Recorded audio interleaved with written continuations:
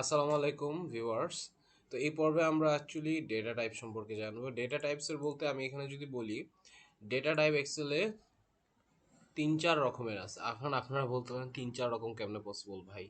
Text চিনি, number চিনি। হ্যাঁ, টেক্সট চিনেন, টেক্সট সবসময় লেফটে থাকে। এক্সাম্পল দিতে পারি, আমার নাম অনিক, প্যাশন হইছে ডেটা সায়েন্সের দিকে আর স্ট্যাটিস্টিক্সের দিকে, তাই তো?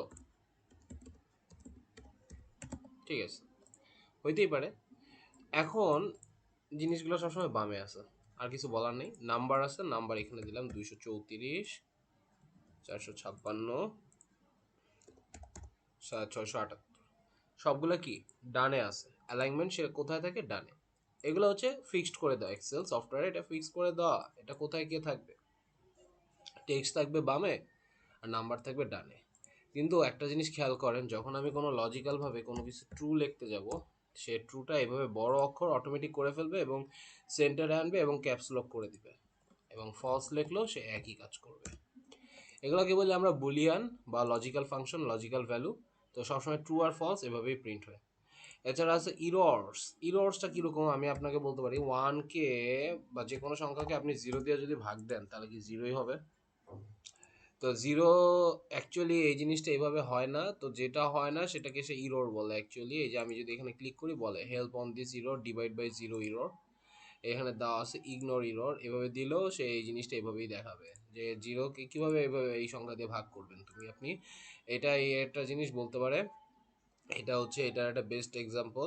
আবার আমি এখানে বলতে পারি যে ইকুয়াল 10 প্লাস অনিক। যে কোনো সংখ্যার সাথে কি কোনো ইয়ার যোগ করা সম্ভব? তা সে আসলে বুঝতে পারতেছে না সে আসলে কি করতেছে। তো দ্যাটস ওয়াই এই ধরনের একটা ইরর এটাও আসতে পারে। নেম ইরর বলে এটাকে, ঠিক আছে?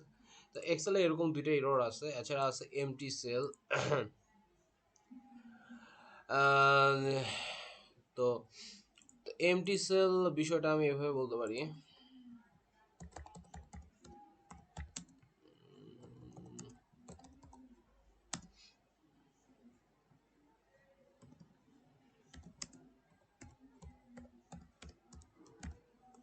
আচ্ছা, এমটি সেল বলে কথা নাই, বিষয়টা দেখেন এইখানে এটা আছে। এটা আন্ডারস্ট্যান্ডিং এ প্রবলেম করতে পারে। যেমন আমি কিন্তু এইখানে লিখছি, বাট এইখানে কিন্তু লিখি নাই কিছু, বাট এটা কিন্তু এমটি সেল। এটা যদি আপনি মনে করেন যে এইখানেও লেখা আছে, তাহলে কিন্তু এটা আপনার ভুল। সো এটা কিন্তু অ্যাকচুয়ালি এমটি সেল, আর এটা কিন্তু কোনো এই মানগুলো এখানে আছে এবং এটা একটা ব্ল্যাঙ্ক সেল। আচ্ছা, যাই হোক, এবার আসি। তাহলে এগুলো আমি আপনাদের ডিলিট করে দিই, আপনারা দেখে দেখে এখানে প্র্যাকটিস করে মানটা বসায় বলবেন। আর শিটটা যদি ডাউনলোড করতে হয় তাহলে এখানে আমার লিঙ্ক দেওয়া থাকবে, ড্রাইভের লিঙ্ক ডেসক্রিপশনে, আপনারা সেখান থেকে ডাউনলোড করে নিতে পারবেন, খুবই সহজ। আচ্ছা, এবার আসি আমি কিছু অ্যালাইনমেন্ট বিষয়ে কথা বলতে। যেমন আমি যখন সংখ্যা লিখি, আমি আগেই বলছি সেগুলো কোথায় থাকবে, নাম্বারগুলো। নাম্বারগুলো সবসময় আমার এখানে ডানে থাকবে। বাট আমি এখানে নর্মালি কিছু নাম্বার লিখলাম, সাপোজ, ঠিক আছে, নাম্বার লিখে এটা বামে আছে। আচ্ছা, ঠিক আছে, বামে আছে। কোন ফরম্যাটে আছে? যখন এগুলো জেনারেল হয়ে আছে। এক্সেলে বিভিন্ন ফরম্যাট আছে, জেনারেল হচ্ছে কোনো স্পেসিফিক ফরম্যাট না, তখন এই জিনিসগুলো বামে থাকতে পারে। কিন্তু যখন আমি নাম্বার করে দিব, সাথে সাথে সে আমার বামে যাওয়ার কথা। কিন্তু অ্যালাইনমেন্ট আমার ডানে দেওয়া আছে। আমি যদি অ্যালাইনমেন্ট এখানে ডানে করে দিই, তাহলে নাম্বারগুলো আমার ডানে আসবে। সো এখানে অ্যালাইনমেন্ট চেঞ্জ করে দেওয়া হয়েছে, এই হচ্ছে বিষয়। অ্যালাইনমেন্ট চেঞ্জ করে দিলেও আপনি হচ্ছে নাম্বারটা যদি বামে রাখেন, আর তখন যদি আপনি যোগ করেন তখনও যোগ করা পসিবল। ইকুয়াল টু সাম এখান থেকে এইখানে,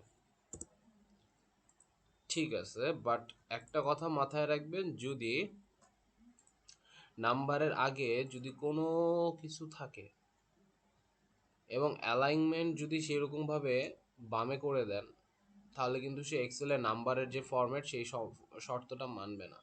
তো আপনি এখানে নাম্বার ফরম্যাটে অ্যালাইনমেন্ট বামে দিবেন এবং সামনের এইখানে কিছু একটা দিবেন। যেমন এইখানে একটা স্ট্রিং আছে, সিঙ্গেল কোট আছে। তো এরকমভাবে যদি কোট করে দেন, তাহলে আপনি টোটাল করতে চাইলে সে আসলে টোটাল করতে দিবে না আপনাকে। ইকুয়াল টু সাম আমি দেই, সে আসলে নিবে না, অ্যালাউ করবেন আপনাকে।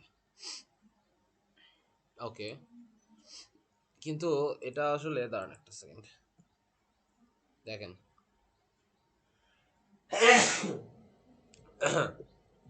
446 এটা নাম্বার, এটা নাম্বার হয়ে আছে, কিন্তু এটার কোনো অ্যালাইনমেন্ট আমরা ঠিক করে দিই নাই এবং সামনে কোনো সিঙ্গেল কোড নেই।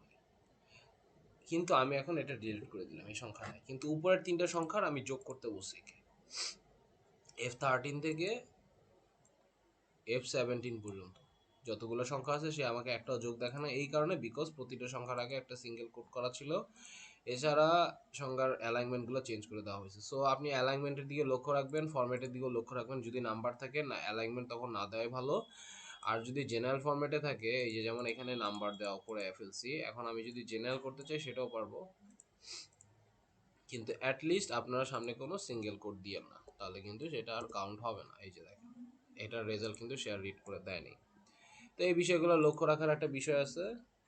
এখন আমি চলে যাচ্ছি আমার সামনে, এখানে দেখেন ওই একই বিষয়, কিন্তু ডেট টাইম, এই যে এখানে সবই ডেট আছে, কিন্তু এটা একটা জেনারেল ফরম্যাটে দেওয়া আছে। আমার এটা অ্যালাইনমেন্টটা আমি একটু সাময়িকভাবে চেঞ্জ করে দিছি। এখন এটা যদি আমি এই জেনারেলে না দিয়ে আমি যদি এটাকে ডেট করে দিই,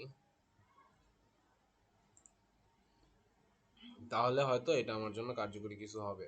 এছাড়া দেখেন আমার এখানে 144 দেওয়া আছে, কিন্তু সামনে কি দেওয়া আছে, সামনে দেওয়া আছে একটা সিঙ্গেল কোড। আমি যদি এই সিঙ্গেল কোডটাকে ডিলিট করে এন্টার চাপ দিই, তাহলে এই দুইটার যোগফল অটোমেটিক বেড়ে গেল। অর্থাৎ কি এইখান থেকে B29, এইখান থেকে B35 পর্যন্ত সবগুলোর যোগ করতে বলছে।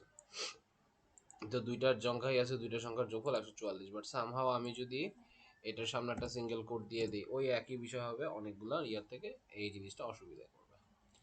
তো এই হইলো আমার ডেটা টাইপ। ডেটা টাইপে টেক্সট, নাম্বার, লজিক্যাল, ইরর আর এমটি সেল আছে। সো এটা মাথায় রাখলেই হবে, আর সামনে কোনো সিঙ্গেল কোড দিবেন না, অ্যালাইনমেন্টের দিকে লক্ষ্য রাখবেন। ধন্যবাদ সবাইকে সাথে থাকার জন্য।